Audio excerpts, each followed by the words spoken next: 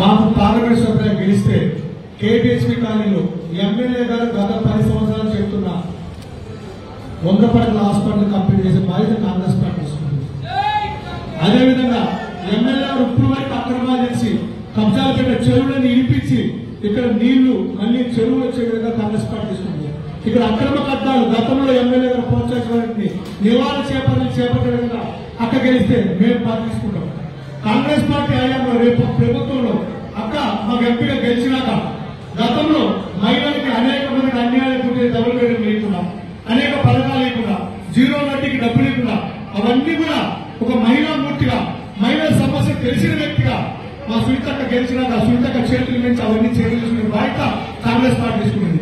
అదేవిధంగా ఇక్కడ గతంలో ఈ హౌసింగ్ బోర్డు లో ఎమ్మెల్యే గారి ఆధ్వర్యంలో ఎమ్మెల్యే గారి శిష్యులు చేస్తున్న అక్రమాలన్నింటి కూడా అక్క గెలిచినాక కాంగ్రెస్ పార్టీ ఆధ్వర్యంలో వాటిని నివారించి సామాన్య ప్రజల కష్టాలు ట్రాఫిక్ కష్టాలు తీర్చే బాధ్యత సునీతా మహేందర్ గారి ఆధ్వర్యంలో కాంగ్రెస్ పార్టీ తెలియజేసుకుంటూ థ్యాంక్ యూ వెరీ మచ్.